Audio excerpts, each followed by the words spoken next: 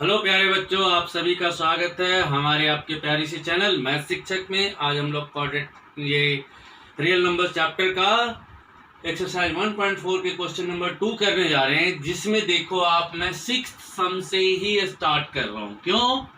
क्योंकि first to 5 जो है वो क्वेश्चन नंबर 1 को एक्सप्लेन करने की अपनी लास्ट वीडियो में मैं बता चुका हूँ। उसमें करना क्या था, फर्स्ट वाले क्वेश्चन में हमें डिसाइड करना था कि ये टर्मिनेटिंग है और क्या नॉन टर्मिनेटिंग डेसिमल है, बस यही बताना था। ठीक है, जिसके लिए आपको फंडामेंटल थ्योरम को फॉलो करना है, जो कहता है कि अगर P अपॉन Q में से Q, अगर आपका Q है इस फॉर्म में कि 2 रेज़ टू पावर n और 5 रेज़ टू पावर m के फॉर्म में अगर ये आता है, then this can be a terminating decimal, otherwise non terminating होगी। ठीक है, तो फर्स्ट टू 5 वहीं मैं एक्सप्लेन कर चुका हूँ। मैं सोचा कि अलग अलग 10 क्वेश्चन को फर्स्ट में बताना, फिर सेकंड में भी वही काम करना। सेकंड में क्या आपको डेसिमल में कन्वर्ट करके बताना है। ठीक है, दैट्स वाई मैं ये डिसाइड करा कि थोड़ा छोटा वीडियो हो। ठीक है, तो लेट्स स्टार्ट कि क्वेश्चन नंबर 6 को देखते हैं, ये टर्मिनेटिंग होगा कि नॉन टर्मिनेटिंग। तो देखो पहले से ही इसमें 2 रेज़ पावर 3 और 5 स्क्वायर लिखा हुआ है, जो कि इस फंडामेंटल थ्योरम को फॉलो करता है। तो क्या हो गया, ये टर्मिनेटिंग है। ठीक है, देख के ही पता चल रहा है कि टर्मिनेटिंग डेसिमल है ये।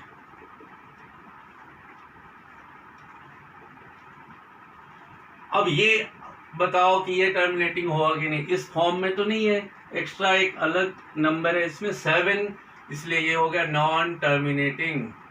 Non terminating. ठीक, अब 6/15 को डिसाइड करो कैसे होगा ये। इसको अगर हम सिंप्लीफाई कर दें 6/15 को, तो व्हाट यू गेट, 3 2 जा 6 एंड 3 5 जा 15, 2/5 आ गया। ठीक है, तो इस नॉर्म को ये फॉलो करता है। तो क्या हो गया, 5 का पावर 1 है यहाँ, तो और हम इसे लिख सकते हैं 2/2 रेज़ पावर 0, क्योंकि ये पार्ट है कि नहीं ये मेंशन करने के लिए मैं शो कर दे रहा हूँ। तो इस थ्योरम को फॉलो कर लिया ये टर्मिनेटिंग हो गया आपका।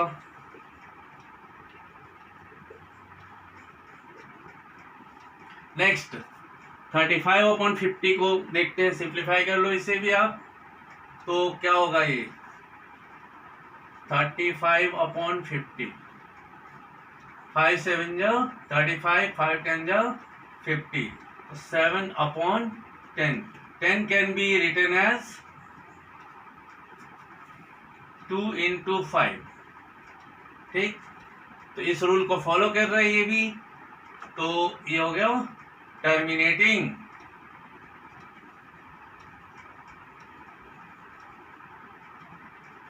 टर्मिनेटिंग डेसिमल होगा इसका भी।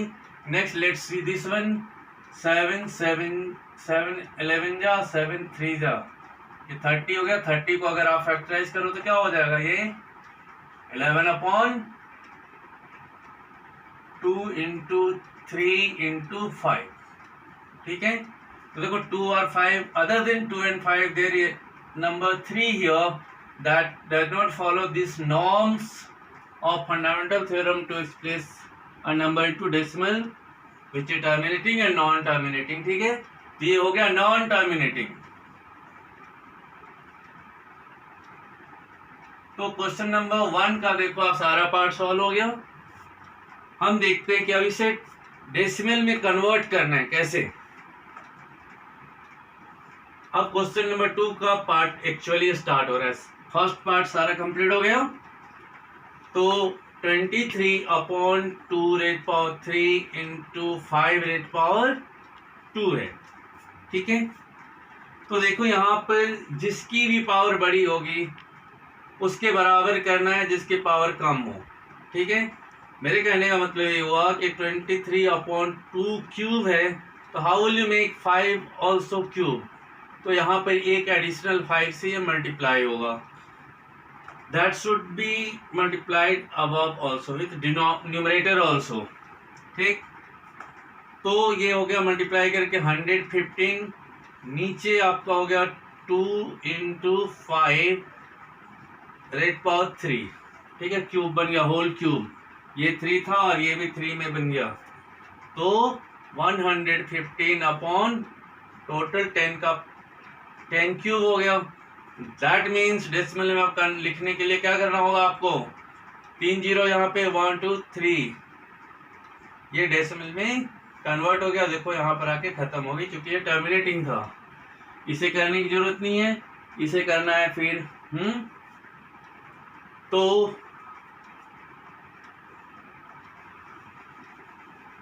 इसको मैं यहीं पर कर दूं, 2/5 एक है तो 2 भी एडिशनल डालो आप एक, यहाँ इस जगह भी 2 से मल्टीप्लाई होगा फिर, ठीक है। 4/10 बन गया, ये 1 1 है तो 10 हो गया, तो ये इसका डेसिमल कन्वर्सन 0.4।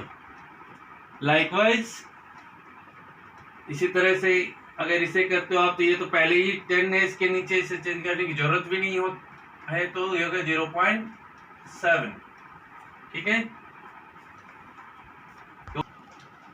तो बच्चों ये 0.7 हुआ। इस पार्ट में मैंने पहले ही दिखा रखा हूं मैं 2 × 5। ये जो थ्योरम 1.6 आपका यही कहता है ना कि क्यूब अगर इस फॉर्म में है तो टर्मिनेटिंग होगा। तो इसमें हमें इन क्वेश्चंस की तरह इंटू 2 या इंटू 5 करने की जरूरत नहीं, चूंकि 10 का फैक्टर खुद ही 2 और 5 है, इसलिए मैंने यहाँ डायरेक्ट शो कर दिया आपको।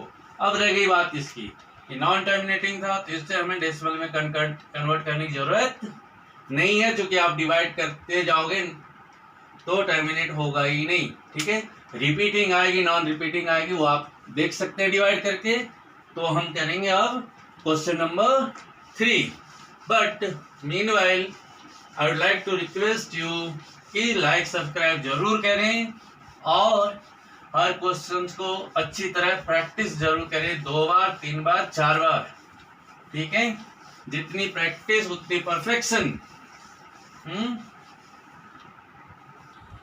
तो आइए बच्चों सॉल्व करते हैं क्वेश्चन नंबर 3। क्वेश्चन नंबर 3 में क्या कह रहा है, ये 3 सम दिए हैं, मैं स्टेटमेंट लिखा नहीं हूँ उसका, 2 3 4 लाइनों का स्टेटमेंट है, ठीक है। लेकिन उसमें कह क्या रहा है कि ये रैशनल है या इरेशनल है, ठीक है। तो देख ये वाला तो कोई भी कर सकता है कि 43 के बाद कितने डिजिट हैं, 9, तो 1 2 3 4 5 6 7 8 9 लिखो, नीचे 1 लिख के 9 जीरोस,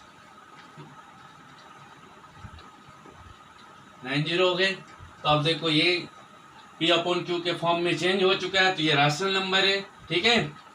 और ये इरेशनल नंबर हो गया, देख के ही लग रहा है कि 1.0 फिर 0.120 फिर 1200, हाँ। तो एक नॉन सीक्वेंस में ये बढ़ता चला जा रहा है, तो ऐसे नंबर को इरेशनल कहते हैं, जिसको कि आप P/Q के फॉर्म में नहीं चेंज कर सकते, ठीक है। रह गई इसकी बात, तो 4 3 1 2 3 4 5 6, ठीक है। 43 माइनस कर लो, यहाँ क्या हो जाएगा, 6 46 होगा, 7 4 6 अपॉन 9, जितने नंबर पे बार है उतने 9 लगा दो आप।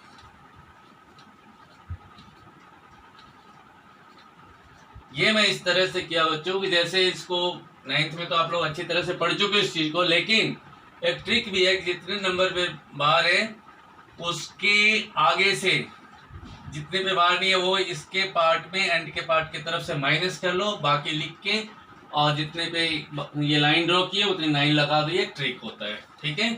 तो इस तरह ये हो गया एक रैशनल नंबर, ठीक है।